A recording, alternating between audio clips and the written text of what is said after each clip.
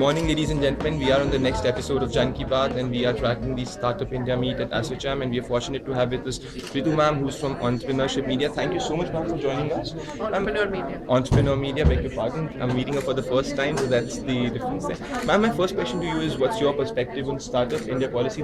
What's that one key takeaway which you got from the Prime Minister's address there? One key takeaway. So I think, thank you very much, sir. So I think it's a very exciting time for startups in India. I mean, rarely do you see an industry which probably comes just like 4 or 5 years down, becomes popular, gets into the eye of the government, and government is ready to make a complete policy around it. So I think it's a starter for the government, it's a starter for the startup. So as I said, I think it's an evolution which the government is now going to turn into a revolution for startups to really prosper and grow in this country. So one quick question, because the youth here is watching, we have which is our basic audience. We say that when I am in the college, irrespective of stream, I do not know how to start a business. So do you see that in order to make it a revolution, it is necessary to percolate the idea of dhanda karna kaise aata hai to all the college level and say the school level? Yeah, so I think the startup revolution would need to go to it would need to actually emanate from the college level, and then further, of course, it's going to see its impact also on a lot of people leaving their jobs and actually starting a business.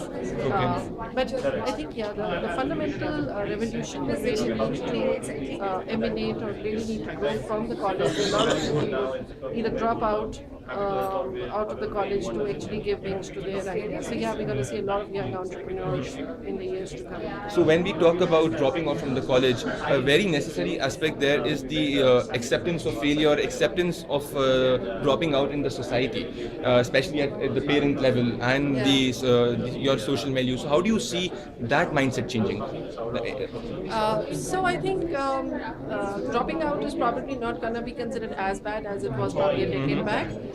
In some sense, America celebrates its dropouts, who actually go on to build big businesses. But yeah, I think it would be great if government could actually have a policy for sabbaticals within the education sector, so that people can leave their education for a while and then come back when they're ready to take it again. But yeah, I mean, so as long as we don't get it, people cannot postpone their dreams of starting up. So and I believe if one of the Indian Bill Gates or a Steve Jobs emerges, that would actually change the whole value proposition towards the bottom. Yeah, but yeah, I mean, it's still not very good to have to leave your education in between to actually start a business. So it would be better if government can actually have a sabbatical policy in place. Okay, that is a very good point about the sabbatical policy. And my last question to you is, the young audience there, a college student who's watching you, what's the Startup India policy, if you can explain him in very crystal or very clear terms? So I think startup policy is about really helping, most importantly, finding, it's about, so I think the startup policy, you've got a certification from the government in terms of saying that, if you're thinking of starting your own business as young as you are, it's the right thing to do. I think that's my biggest takeaway from it. It's they put a stamp on a country which is about job seekers, that go out and do your own thing. So I think that is one, and largely it, of course, the SOPs that come with it, which is about lack of taxation for the next 3 years, would be helpful, because at least they will not have to worry about what taxes apply and what not.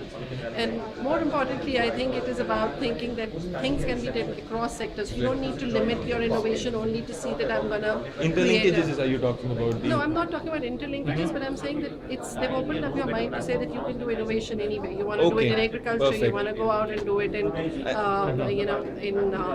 in terms of creating some kitchen equipment, or whatever. So and the ancillary social impact also in terms of solving social problems. Yeah, so social problems, yes. So whatever you see, you can address, you can do it. So from ladies and gentlemen, go and become job givers rather than being job seekers is the takeaway that I would get here.